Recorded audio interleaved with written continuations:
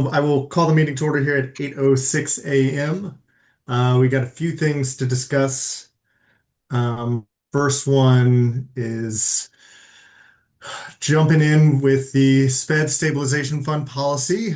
Our goal is that we'll have something to share tonight at school committee for the first reading, and then we can hopefully do a second reading on the um, April 29th meeting in 3 weeks.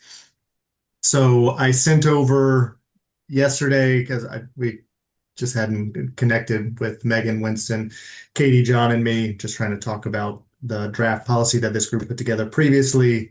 I sent over what is essentially a working document that had like a bunch of Winston's comments and edits. I had already accepted some of those that were pretty like fine and standard. I kept the ones I think we're still having conversation on. I sent over that same document to Winston and Megan yesterday because Katie and John and I were just, making sure we were aligned on what we wanted to share with Winston. I let Winston and Megan both know we're talking about this today. Um, Again, Winston's comments are in here. Megan sent an email. Her only comment was really on the target funding ceiling and like where did the 750 number come from? And so I think I answered that through the comment. Obviously, Winston's, I think, big comment is thinking we should remove that number and just use the kind of MGL cap of 2%. I think based upon what this group talked about last time of like that's a pretty high number and likely not a number that we're going to be able to get to anytime reasonably and without significant influxes of free cash from the town. And B, that given kind of where we're at with building circuit breaker, we didn't think that was necessary. That was a necessary investment for the town. So I think I tried to share that within the comment back to him. And so I think that's a place that we will might continue to discuss, but I don't assume the select board will have an issue of us saying we don't need more than 750 and forcing us to have a number higher than that. But maybe he will for other reasons. So I think that's the one place that we have some ongoing conversation and disagreement. Everything else I think is generally fine. Again, like they added in something of they wanted a minimum withdrawal amount to be listed as what I should say. Winston proposed a minimum withdrawal amount of $50,000 that we wouldn't come to them for something less than that. And I thought that seemed fine and reasonable. And then they changed language to say instead of periodically, annually, which again, I think is what we'd already talked about. So I think that was just an oversight on our side of not using that phrase. Everything else, I think we are pretty aligned on. So it's just hashing out that target funding ceiling number is my sense. Katie, you've been doing some nodding, so I appreciate that. Anything else you think I've missed based upon your reading of their notes? No, I think you captured it all. Okay. And I Uh, think just like the super important like emphasis on the reviewing the policy annually. mhm, Because even if, right, because we're talking about it, so it's kind of like hypothetical right now because we mhm. haven't operationalized it yet here. And so I think having the ability to change it during that annual review is going to be really important because if there's anything, if any of the language we feel like is restrictive now, it just gives us that opportunity to make modifications in the future. So, Yeah. So Nathan, I know we shared this late. I don't know if you've had a chance to look over it or if you have any other thoughts, I questions. not really. I'm I take it you and Winston haven't really chatted about the removal of the target fund ceiling. I was just curious if you had a sense of was he vetoing that out because or striking it out because he felt that it was just redundant of what the law is, or does he think there needs to be a higher target ceiling?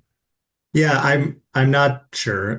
So I had intended to kind of reach back out to him before this meeting and connect, but John, Katie, and I just weren't able to connect to make sure. I just want to make sure the three of us were at least aligned before, given I know I couldn't talk to you and Amanda about this until this meeting. So I, again, sent it over to him yesterday. I expect to be able to get that. My hope is that I can talk to him today, and I was going to send him a text to see if he's available, and we can have some information going into the first reading tonight, just share with all members. Okay. Uh, Here's Amanda. Katie, have you ever seen a situation where the sped stabilization fund is overfunded and what happens in those situations? Like, let's say we remove this and just for whatever reason, we end up with more than $750,000. We end up with $1 million in there, which may be more than what we think is useful. Like, just, Mhm. you ever seen that situation come up?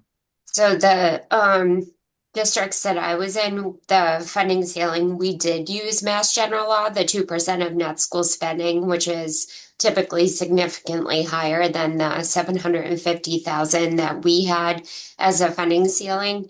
And we were never in a situation where we got to that point where we were at the ceiling. So, but I do believe that we did, or there was language that was put into the policy that said that we would not continue to contribute to the stabilization fund by ways of the surplus at the end of the year being certified as free cash and then put into the fund if we felt like we were nearing that funding ceiling. So, but I've never had two funding ceilings. It's always just been kind of the modification that Winston talked about, just using that 2% of net school spending, which for our purposes would be closer to $1.5 million and not the 750,000.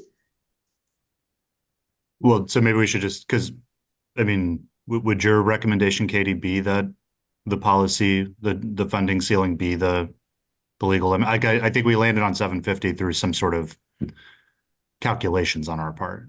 Uh, Mm-hmm. Mm-hmm. but is that like, I don't know how to feel about this, I guess. Yeah, I think it's totally reasonable to just have one, to not have like a number, not have a number that we are determining and just and let it be kind of that legal limit. I think that's totally reasonable. I know, it seems like the thought process was just being like really mindful of the fact that we also have the circuit breaker fund that we're trying to build up the balance. Yeah. But I think to just streamline it and operationally just having that one funding ceiling, it ties to Mass General Law, and then you're only really monitoring like that one number. I think that that totally makes sense. Okay. I guess my concern with the higher number is, ultimately what that'll mean is we want to have about 3 million, like $2.7 million within circuit breaker. We're gonna have 1.5. Like if we build this up and actually reach 1.5, which I don't know if we will. That's just a lot of, that at that point you're at what, over $4 million, um, kind of sitting in some reserve accounts for the schools, which based on the current school is like about what, 5% of it's a $70 million budget. So $4 million if we were fully funded kind of proportionally to our current budget, that to me feels a little high, especially given that those are not like general reserve funds. Those are funds that in both cases can only be used for special education, which is in and of itself 40% of that $70 million, right? And so now it becomes a very big fund. And I think that in my mind, the benefit of the lower number was really from a kind of savings goal perspective, as we were talking about, like if the school department is under budget at the end of the year, like right now we're projected to be about $28,000 under budget, 26,000. That money would automatically kind of be, certified as free cash and then be allocated to this account through the kind of normal processes. Um, and so is that something we just want to have an annually in perpetuity until we hit that $1.5 million number, which in and of itself is going to continue to grow at whatever rate the school budget grows. So if the school budget's growing at 4%, that means that has to grow at 4%. which means we need to invest more than 4% into the account in order to grow it at a similar rate. It becomes I think, a math issue in my mind of getting to a place where it's a really large number. Um, and then we don't really have a sense of, are we actually trying to fill the fund to the ceiling? Is that the goal? And maybe that's not the goal, and we just name that of like we're not anticipating. But if so, the only other number we state is the floor, and I think we know we definitely need to be above the floor because $100,000 is not much of an account. So I don't know if that means we should actually raise the floor, and the floor is like really the number we're trying to target to, and anything above the floor is like gravy. But then I don't know. Those are the challenges that are kind of in my mind, is it just feels like a slightly unreasonable number that we're going to be able to get to.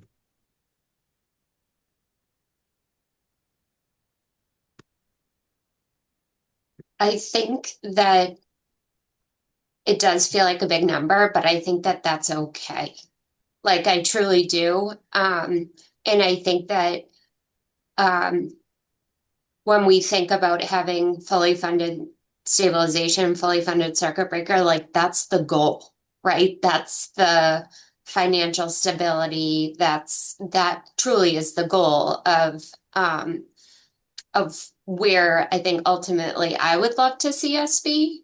Um, I think in reality, if we looked at the percentage increase of how much our special education costs are increasing year over year, um, that becomes the goal because those costs increase so much. And I just don't think, I mean, I think that we could get to that funding ceiling and have fully funded circuit breaker, but it's going to take time.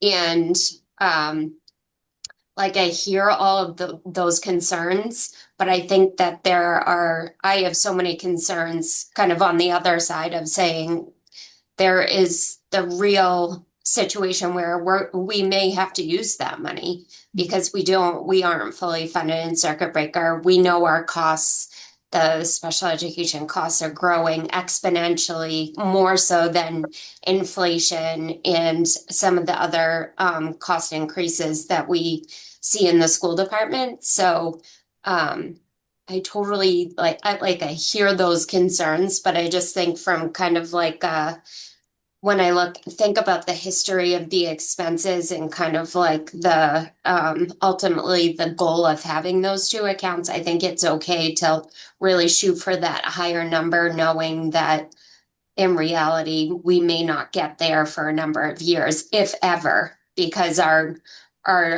overall spending number as a school department is going to continue to grow year over year as well. So that target, that 2% is going to continue to increase. Yeah, I think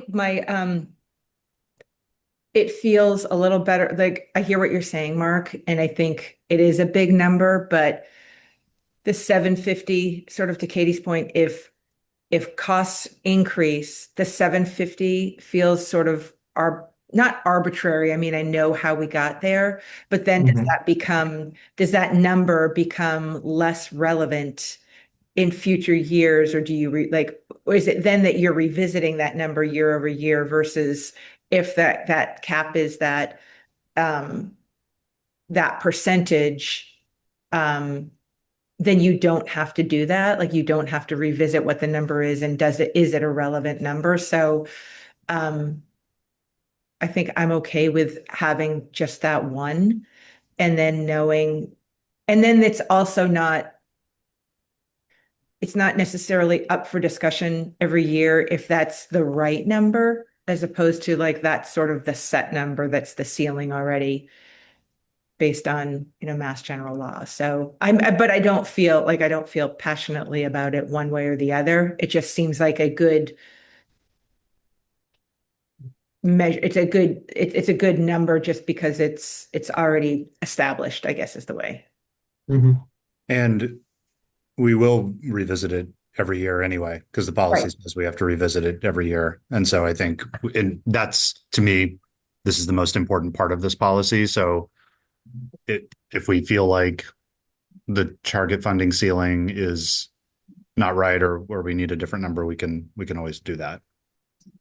Okay. Right. Yeah, I guess I just meant more in the sense of revisiting it every year, but it just doesn't, I think if you have sort of that number, it's less, a little bit less, not up for debate, but sort of like you don't have to get into the all of the weeds about the why 750 versus 500 versus 900.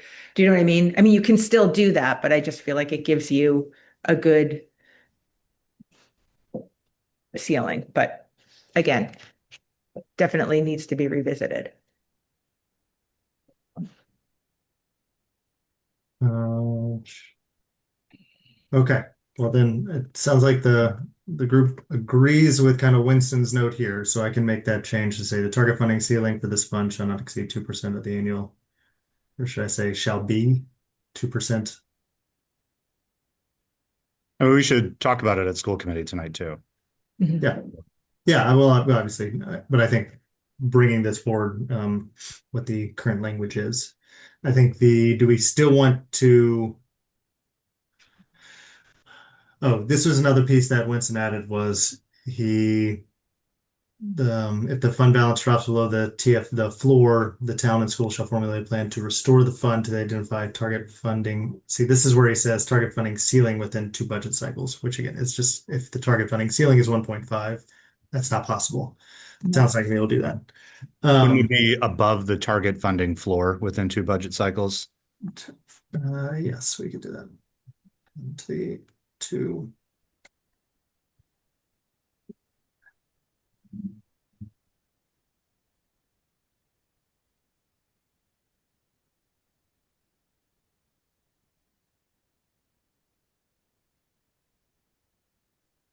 Okay.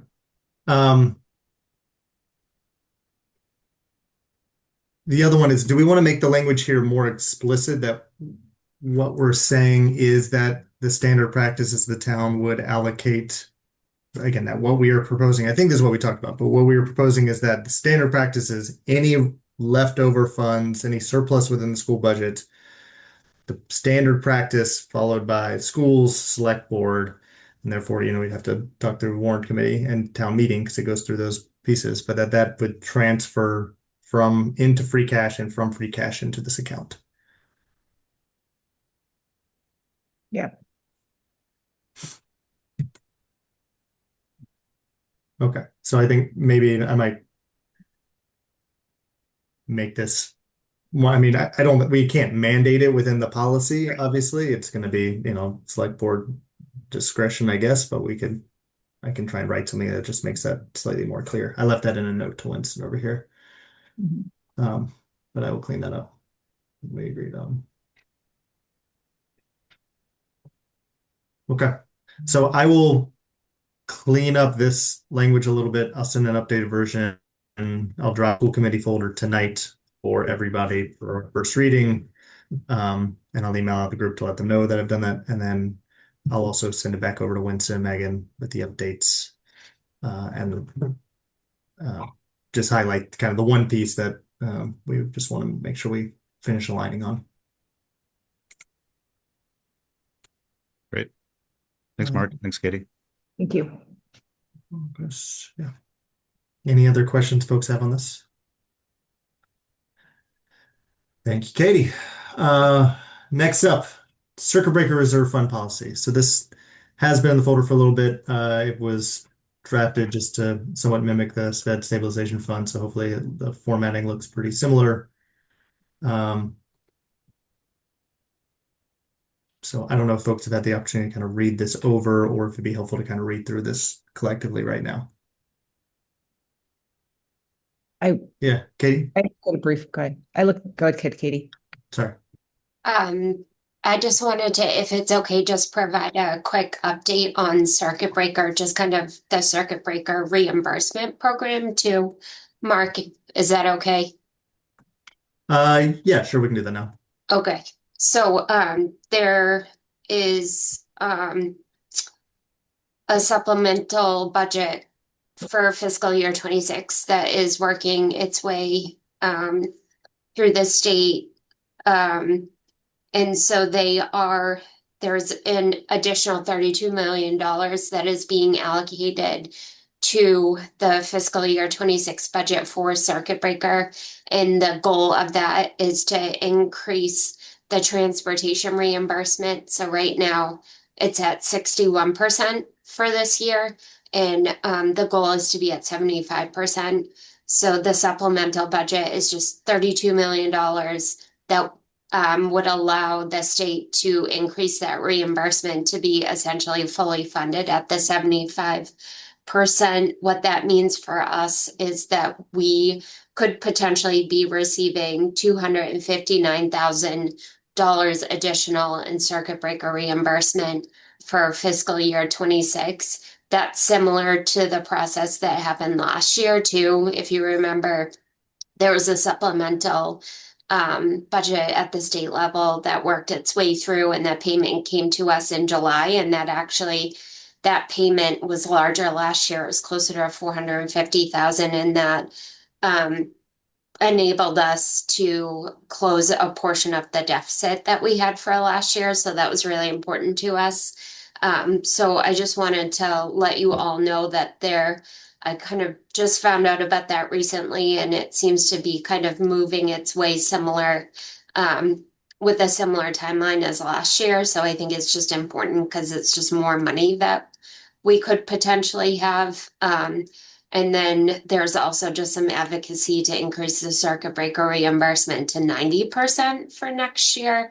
So again, that would just increase the amount of money that we would be reimbursed. And that would be coming back to us to help offset some of those costs. So sorry, Mark, that's just kind of a high level. I just wanted to mention that too, because I know we've talked about circuit breaker and the circuit breaker utilization so much this year. And so anytime there's any changes, I just want to make sure that everyone is totally aware of it so that if we do receive the $260,000 in July, that it's not a surprise. That's great. Yeah, great news. Mhm. Great surprise. Katie, can you remind me? I just don't have it right in front. What's the current circuit breaker? Is it 75%? Currently the goal is 75%. Yeah. Tuition this year is funded at 75%, but transportation was only 61%. And that's what that extra $32 million will allow the state to get to the 75%. Yeah. But the other one, they're trying to get to 90% from 75. Yes, for next year. Yep. Great. Any other questions folks have on that update? Nope. Great. Thank you, Katie. Sorry. Amanda, I think you were going to jump in with a question. No. No. Okay, sorry. Okay. I think my question was, would it be helpful to kind of walk through this collectively, or did folks read over it and they just have specific things they wanted to talk about? We could do it collectively. I wouldn't mind. I didn't have a ton of time to go over it. Yeah, no problem. So obviously again, this tries to really mimic in terms of the sections what we all already saw in the sped stabilization fund, what the objective of the account is, and then what is our goal, minimum rollover balance within circuit breaker fund to provide financial assistance. So we talked about like why we are developing this kind of reserve funding within the circuit breaker account. We talked about the target funding ceiling shall be 100% of the reimbursements based upon Mass General Law. It might be helpful, Katie, the Mass General Law like we did in the other ones. Yeah. And then we talk about, in this case, the floor is the 75% number that John and Katie had previously kind of presented. So that is the minimum level we want to keep the circuit breaker at.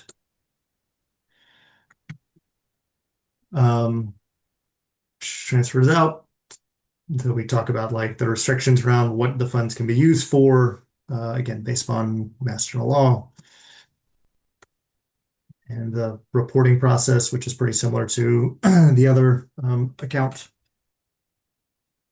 And then this is the withdrawal procedure. The school department determines the need to withdraw funds It will be beyond what was originally presented during the budget process. They must receive authorization through a vote of the Finance Subcommittee and the full school committee.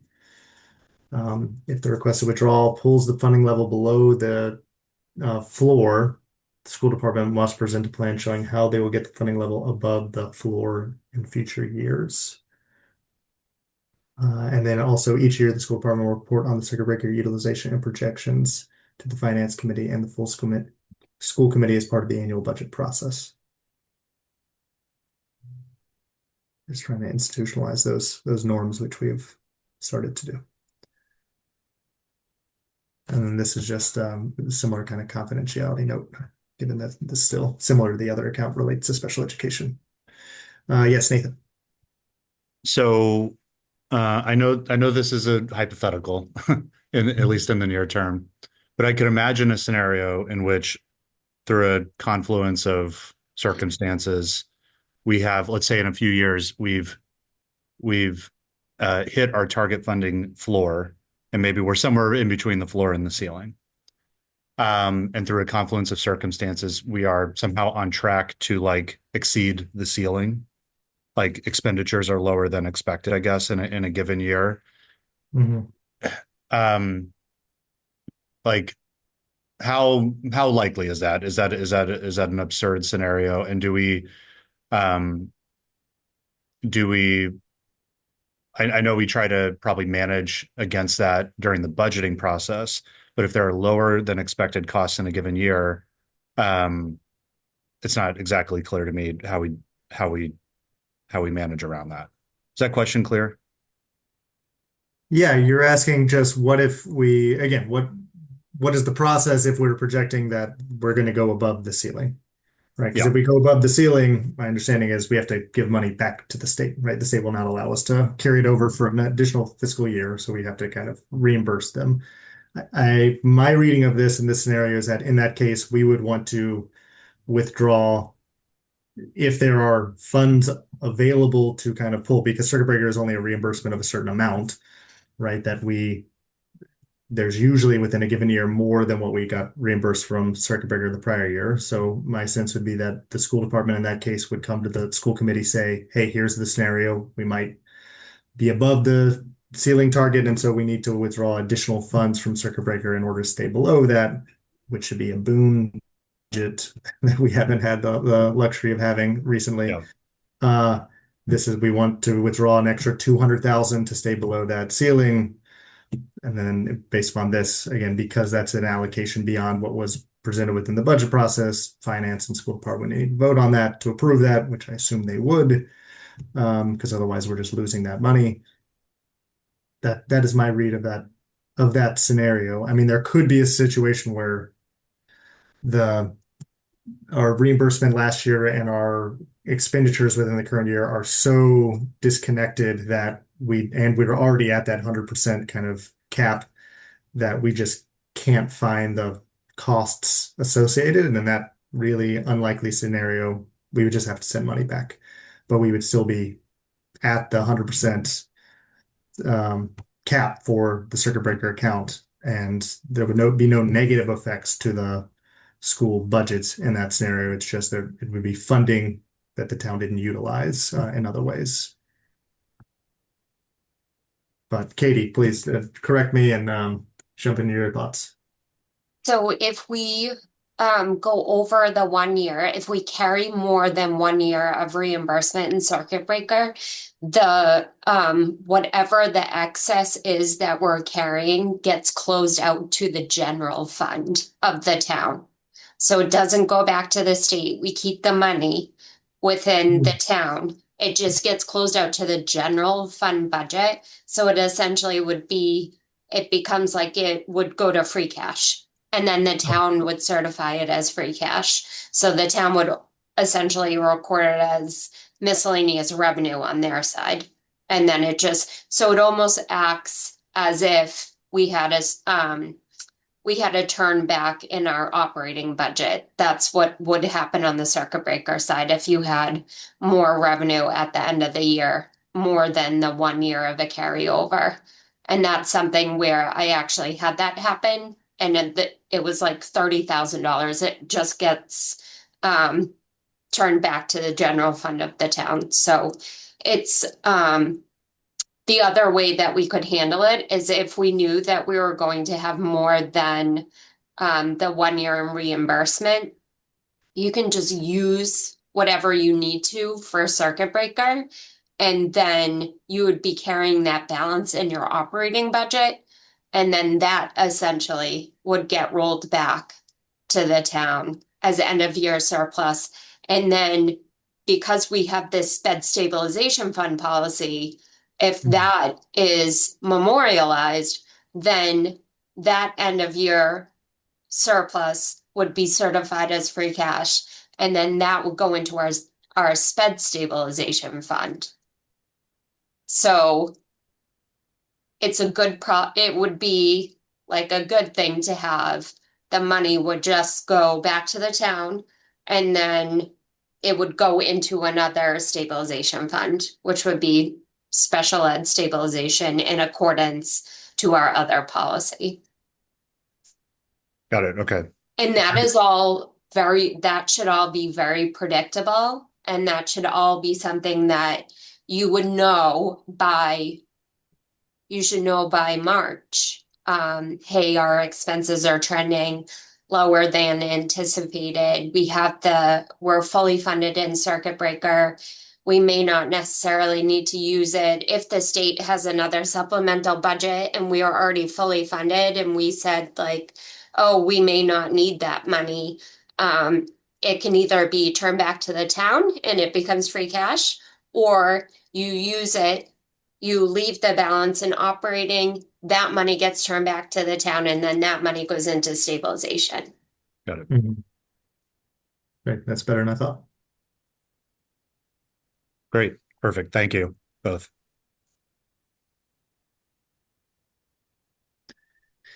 Any other questions or feedback on this policy?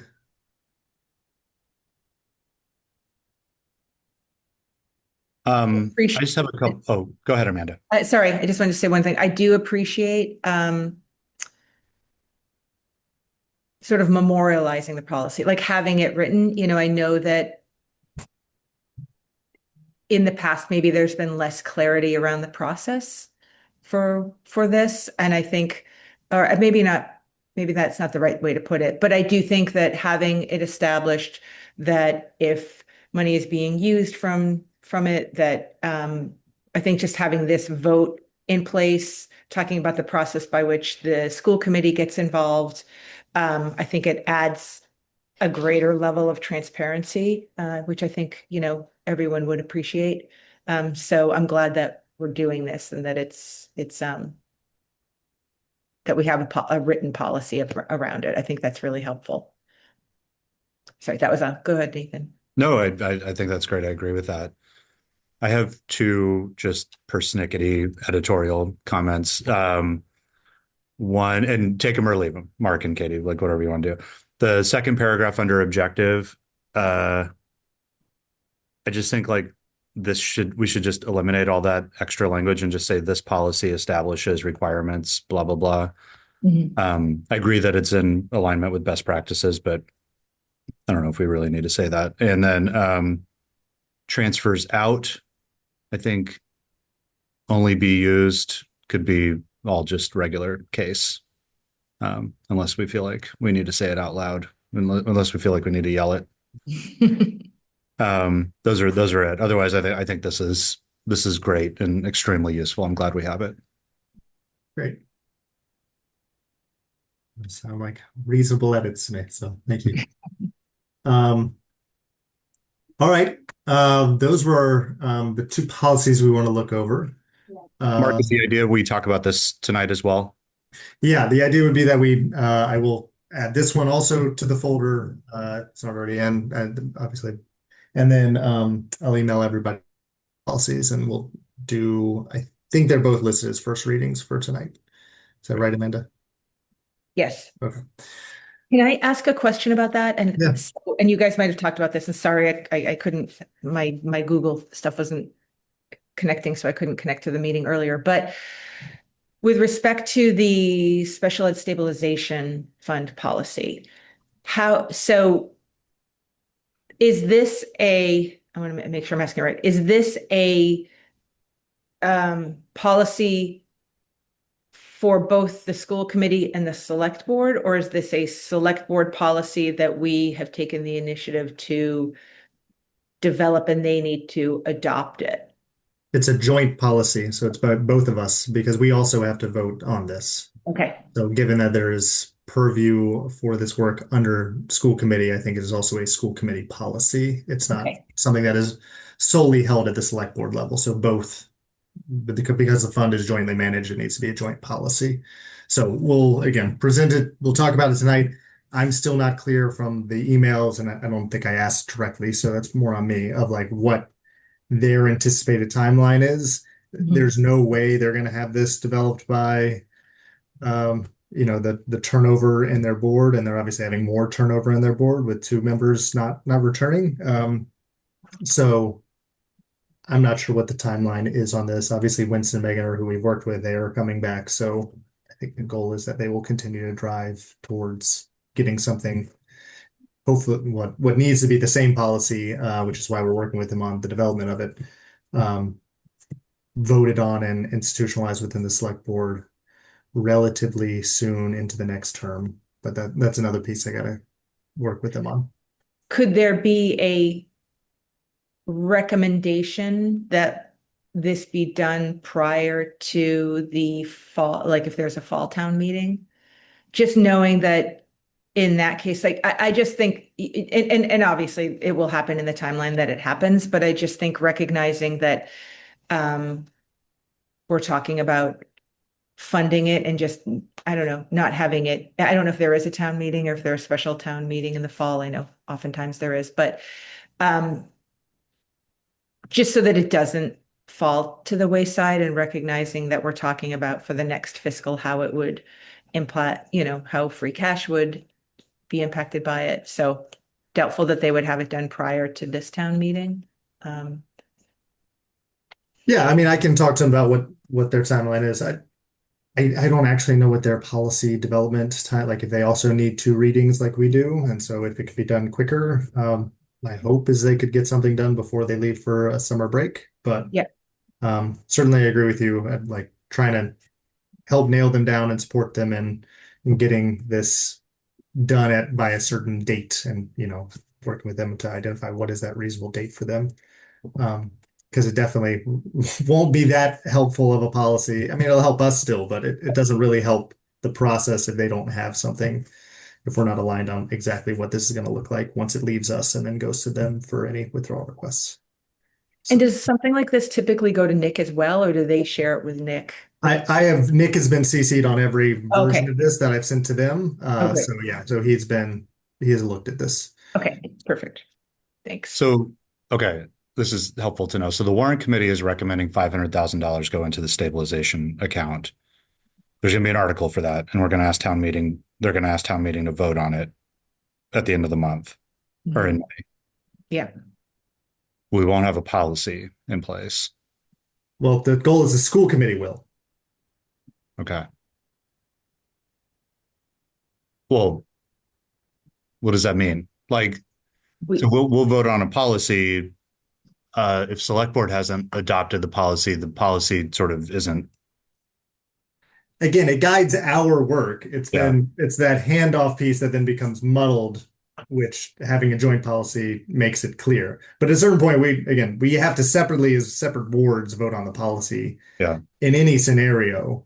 And so I think we're just trying to do it at a little bit more rapid pace because we can and we have some urgency on this. And then also I think us passing it, and from my perspective, should hopefully put some emphasis on them to say, okay, the school committee's done their part. We got to finish wrapping this up on our side, and hopefully gives them some momentum. Katie? So I believe if the warrant article is going to town meeting and it is in regular town meeting, I believe that the funds aren't appropriated until July 1st. And so that gives you time, at least, because the funds aren't appropriated until July. So it's not like the funds are going to be available to us in May. If there was a special town meeting where the funds were appropriated in the special, then they become available to you immediately. So Mhm. in future years, if there's a situation where our expenses have gone crazy, right? And we need that money and we need another appropriation to the fund. It can be put in the special because then the funds become immediately available and you can use them right away, right after a town meeting. But in this scenario, it's a July 1 effective date. So you would essentially have the time until July 1 to have the policy finalized. Okay. Great.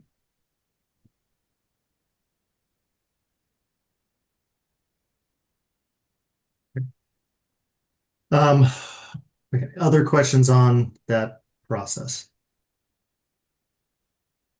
All right. I'll jump back real quick on the budget development, on the FY27 budget stuff. We obviously are basically wrapped with that, with the exception of a presentation at town meeting on May 7th. May 6th? Is that the first day?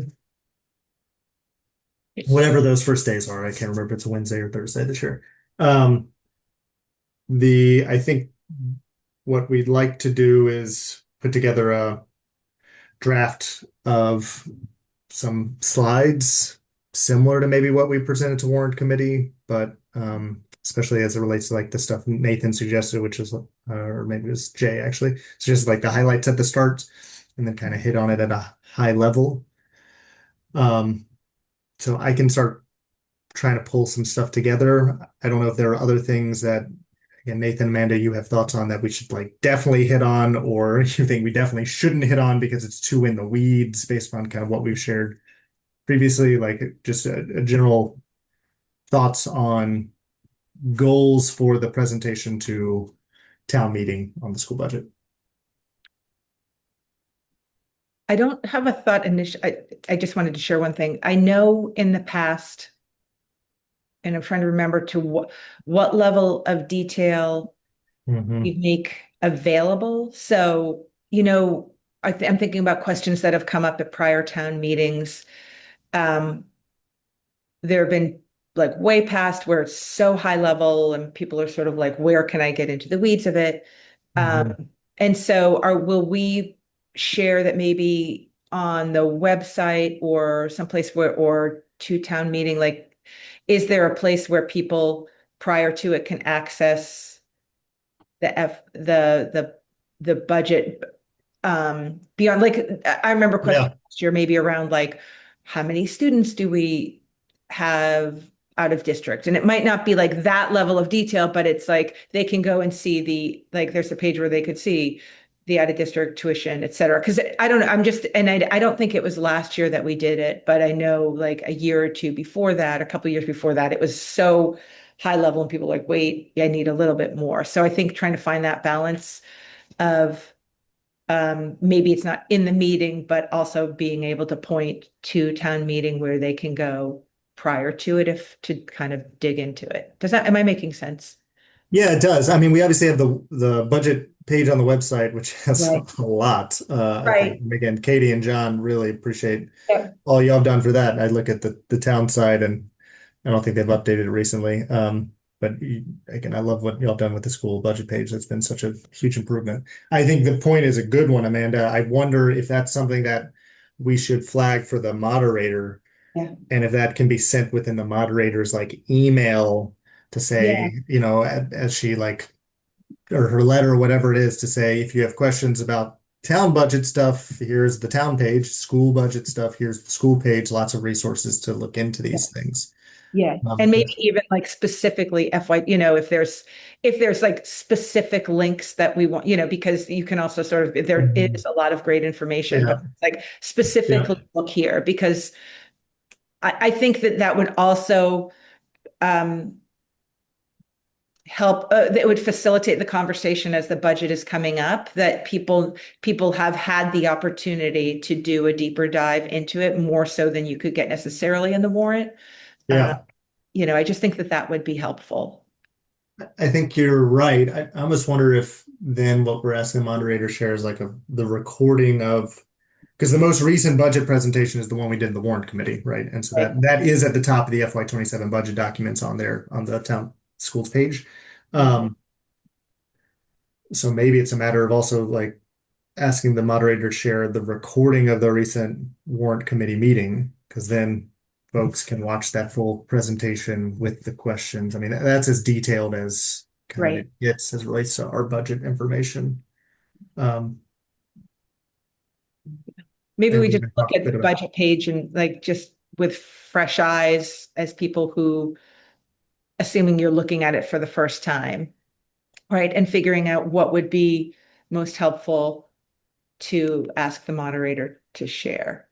Um, it might be that link. Is there like even just specifically pointing to, I don't have the page up, but the proposed FY27 budget, that like I'm just thinking of past presentations where it's like literally a screen with top lines, but if they want to get more into it. Um,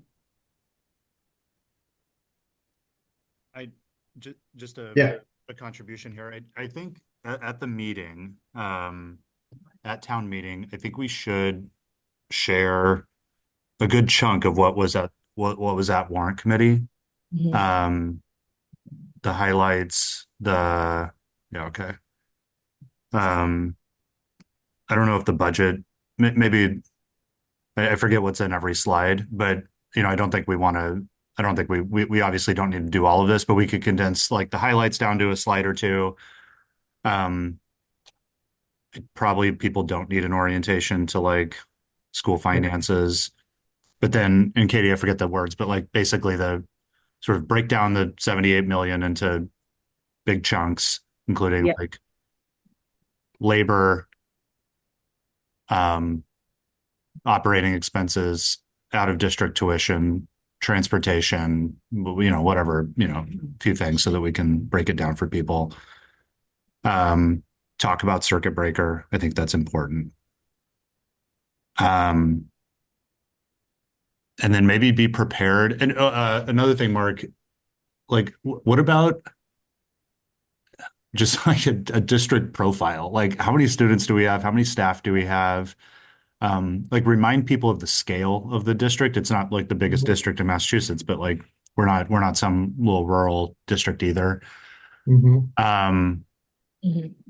like we have hundreds of employees and thousands of students, and I think that's just a helpful reminder for folks who are less tied to the school system on a day-to-day basis. Um, and then, yeah, I don't. Those are some initial thoughts, and I can think more about it as well. I think that would be helpful. Maybe some like in an appendix. I don't know how easy this data is to pull, but like, if we just had our had an appendix slide with like per pupil expenditure across all of our DART districts. Um, that might be a question we get. Um, how do we compare to benchmark districts in terms of expenditures? Yeah, I think we'll need to have a very robust appendix, as I typically love to have. Okay, all right. Because just to I know you have your data set that you're always. any questions. No, but I think that type of stuff is helpful. Like what are the possible questions we can anticipate? Because let's throw it in there, and if we don't need it, we don't need it. Great. Yeah, I do think there was, Amanda, you had the question you mentioned before. I think it was Linda Lee last year asked like how many out of district placement students. Maybe I'll have to watch that again. But then she But no, was, it was somebody else, but Yeah. there was a question about the number. yeah, There was a question about the percentage of special education students and yeah, potentially percentages of, I don't know if it was expenditures or students or, um, yeah. I think that there were a lot of questions about like percentage of potential different student demographics. Yeah. And I think that number, again, not creating a lot of extra work, but I think we do have it. That I think there was there have been numbers in the past that talk about sort of the percentage change and growth of students on an IEP or a 504. Yeah. Probably more so the IEP because I think that's more where you're getting the services as opposed to the 504. Yeah.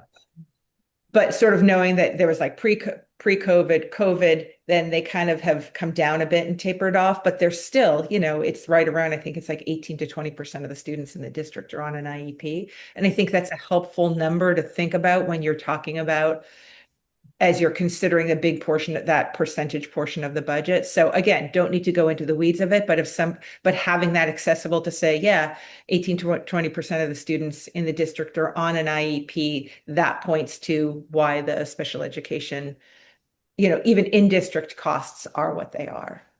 Yeah. Yeah. No, I think that we definitely have those charts. So, because we shared those at the warrant committee. So that's good. Um, Mark, could I share one other thought? Just yeah, please. highlights. It's sort of a blend between highlights and district impact. What is there? What post-secondary impact data could we include? Like college enrollment, percentage of students going to Ivies. But I don't know what's available, but I think like we obviously have strong performance in those areas, and I think it would be great to highlight that it's a big human capital impact of the district. Yeah, I think like a graduating class highlight kind of thing Yeah, of yeah, where our current seniors going, because this yeah, is really about like what has happened in the last year at the schools. right. Can I say So that one with a caveat? I please. just conscious of the fact that we do get a lot of feedback about making sure that we're representing or sharing that college is not necessarily the path for all. And so that we are recognizing the different paths that different students take. So if Yeah, there is if it's they're going on to a trade school, they're going on into the service, they're moving on to just a vocation or a professional career, a job right after. So I think I recognize like a big goal is to help the goal is to help the kids move on to their next path. yeah, Um, I'm not disregarding it. I just want to be conscious of the way that it's presented. Yeah, I totally. We think can talk about it as like, I assume the data will prove this out, but Milton is preparing students for college and career, making Yeah. them college and career ready. Here's some data points around that, and we can sort of look at it holistically. Yeah. Yeah. That's great. I'm gonna move us along. I know Katie has to go in just a second here. So I just want to make sure, Katie, any other thoughts or things you want to add? We No, can obviously vote and wrap up after you depart, but no, um, I'm good. can you talk to, I think that's a great idea, Nathan, Amanda. Katie, can you talk to John and I assume Stephanie as well, who helped put together those other slides? Although Charlene did a lot of that work too. But if Stephanie can re-look over those, at least those like warrant committee highlight slides as a starting point, and then also poking for, is there some highlights, overview, some of the data on the graduating class and what they're going to be doing. I agree. I think that would be great. Sure. Then I can start pulling together just a draft for everything else.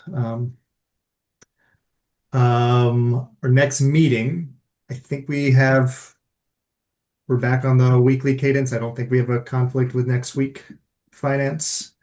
We obviously have the 15th, the 22nd is school break, so we won't do that. And then the 29th we'll just have an election. And so I think we'll have to do a reorganization meeting. We'll be losing Amanda on the 29th. So the 15th will be our last meeting with Amanda, unfortunately.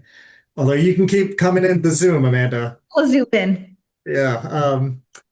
Uh, but yeah, so the 15th is our next meeting. So I think my hope would be I'll put together some draft slides. Maybe we can just talk through those slides next week. Another goal we had was the other revolving funds account policy. I just think we're gonna have to push that to the next finance board committee. Will have to keep carrying that forward, but we can on the agenda just talk about town meeting slides, and we can talk about the uh, any updates from the first reading, the feedback we've gotten from other school committee members on the two policies, as well as if there's anything that comes back on special ed from the select board. Does that sound right? Katie, Q3 budget. Q3 budget report. Yep. So, I believe John and I talked about potentially just doing a quick update. I know that 29th is the reorg meeting, but Yeah. we said maybe we could just do just a quick review on the 29th. So, And just have the full school committee. when we talked about it, it was for a full school committee. We didn't talk about the finance subcommittee piece. So, Well, if you're not going to have it by the 15th, like, we're not going to have a meeting to the 29th. So again, assuming that it's all fine news and we're still on for the 20, right on budget, I should say. yeah, To me, that makes sense. We can just pull it to the full school committee to have that conversation there. And then if there are any questions, we could obviously, whoever's on the finance committee in May could bring it back and have further discussion of it. It wouldn't stop them from doing that. sounds good. If that makes sense, Nathan and Amanda, to y'all. It does, yep. Okay. All right. I think the last thing on the 15th, I will be sending y'all over a bunch of meeting minutes here in the next week, just so we are caught up and kind of done. So Amanda can help vote on these meeting minutes and we get them all closed out before the board turns over. So that is on my list to do before by the weekend, so that you'll have some time to look over it before next Wednesday and we can vote on it. I think that is everything on the agenda. Anything else folks wanted to discuss or have questions on? All right. If not, I will take a motion to adjourn. So moved. Is there a second? Second. We'll do a roll call vote. Amanda? Yes. Nathan? Yes. I'm a yes. Thank you all so much. Appreciate you. Thank you. Thank you. Bye.